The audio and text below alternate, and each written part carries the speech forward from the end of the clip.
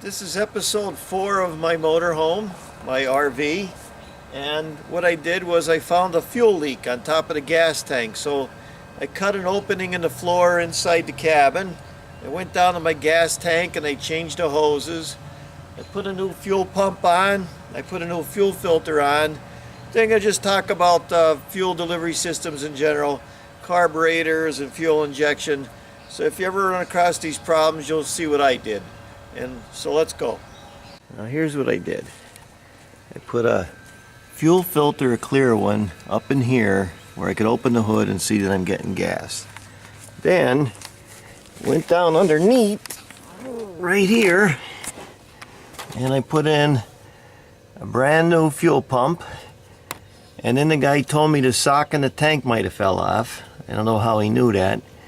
So I put in another filter between the tank coming into the fuel pump. And then, because I was smelling gas in the back, I'll show you what I did back there. You're going to ask me, Mike, what are you doing now? I'm putting a hole down to the gas tank because I smelt gas and I seen a hose hanging, and the guy told me, and sold it to me, that someone else, the sock fell off inside the gas tank. So I'm not ripping the gas tank down. What I'm doing is putting a hole in there, just like other companies, car companies, where they put a plate in so you can get to the gas tank. So I'm just using this as a chisel because I don't know how far down it is, but I just wanted to see what's down there. I'm just using a wood chisel until I find out what's down there, because I don't want no sparks flying.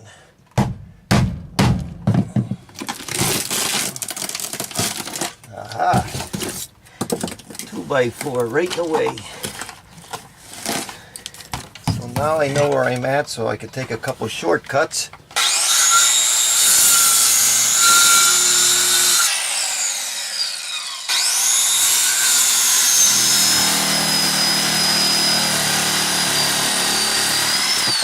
Now they got some kind of aluminum coating here.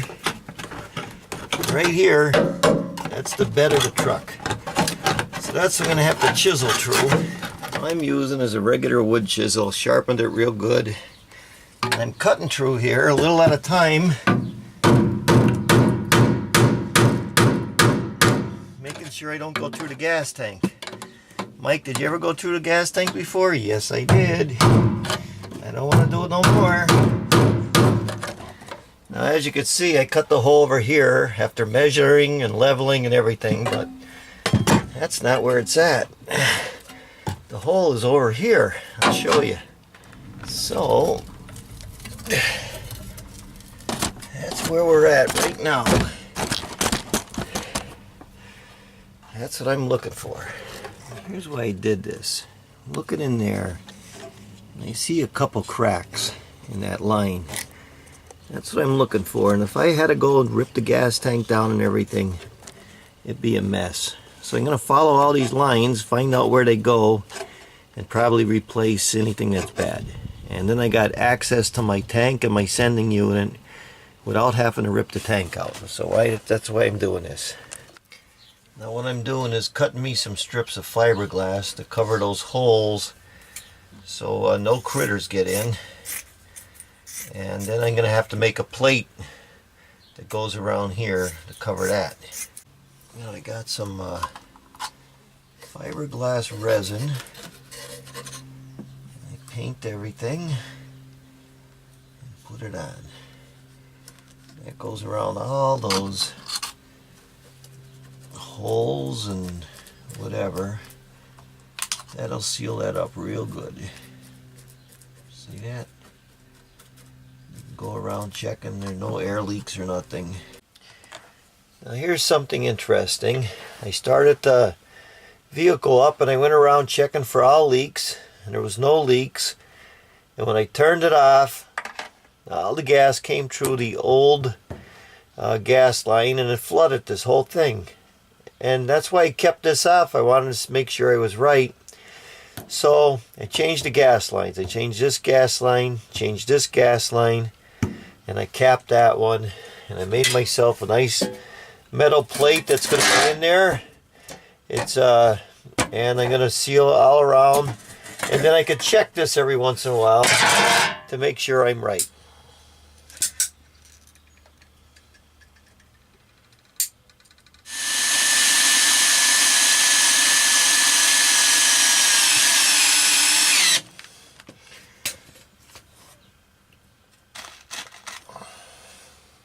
Get some of these self-tapping screws.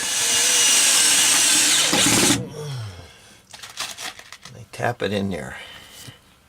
Well, it's getting a little bit dark, but I got my plate in there and there's no leaks, and I'm going to put some insulation back that came out of there like this.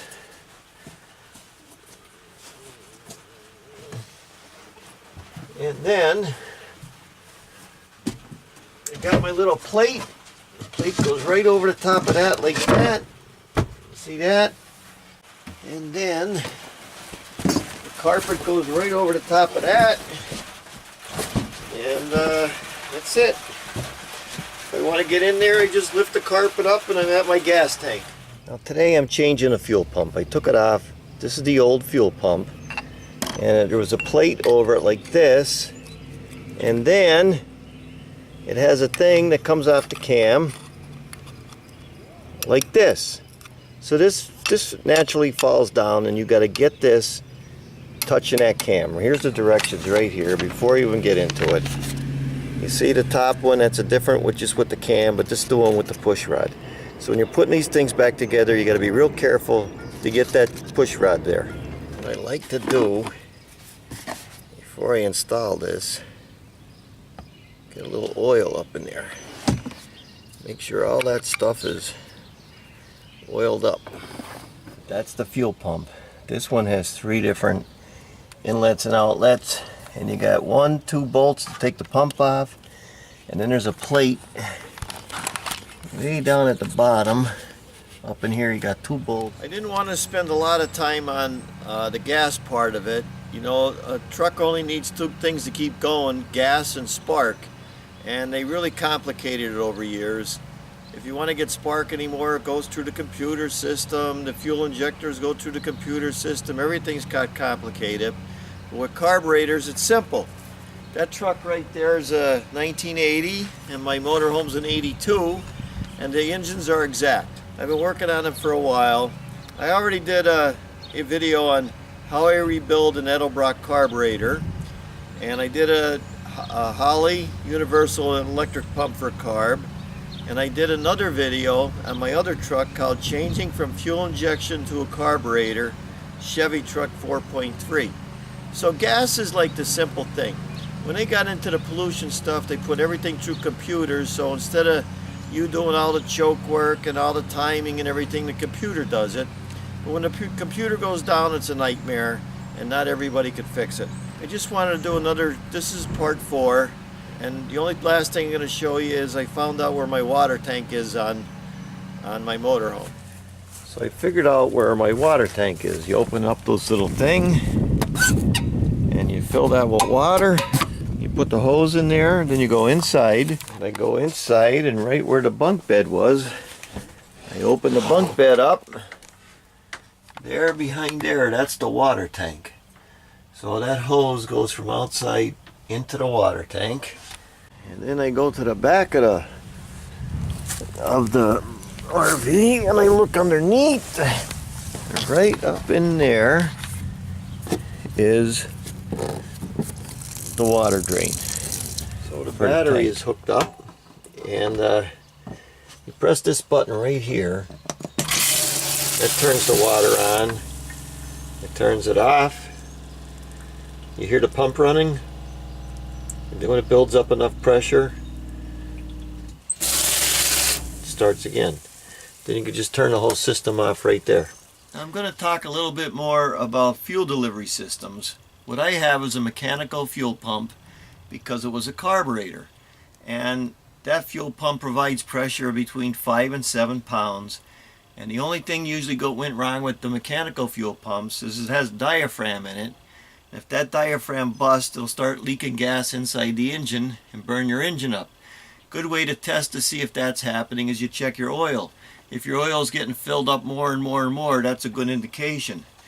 Now in the modern fuel injection cars and trucks, they put the fuel pump inside the gas tank because it's a high pressure fuel delivery, which is between 40 and 60 pounds per square inch psi. And what controls that is the computer. So a lot of things to go wrong with when they put it inside the gas tank with the modern cars. In an airplane, I flew airplanes before, and every fuel pump had to be mechanically driven by the engine. That means all the electricity could go out in the whole airplane, and that engine is still going to run. And then they had to have a backup fuel pump that if that didn't run, they press a button and they get fuel delivery another way. I knew a pilot who was going across the ocean, every light, all the dashboard, everything went right out on it, but that engine kept flying. That's the way they do it on an airplane. The airplanes I flew, they had a gravity. It was just up in the wings like a motorcycle, and gravity would feed the gas to the engine. So they don't make anything right now that's easy to work on, and there's a million things that can go wrong to shut your car down. So that's why I'm a big fan of this old school type of engine. One of the things to consider is one of the reasons they put a high pressure fuel pump inside the gas tank is the gas helps to keep it cool. I'm always yelling at my sister's kids and everything. He says, don't be driving around with no gas in your car. I personally don't like in my cars drive around with less than half of a tank. I want to keep it filled. It keeps the moisture out of the tank. So there's a lot of things that go wrong with the new systems because of the computers. You could have the computer get shut down by the alarm system, by the key. Computer could go bad, the sensors could go bad, the fuel could go bad, the wires go into the fuel pump. So I'm a big fan of the old school system. That's why a motorhome, something like that, I kind of model it after an airplane. So that's the end of this video. I'm still doing mechanics, and when I get some time I'm going to take this out for a test ride. So I'm Mike Haduck. Thanks for watching.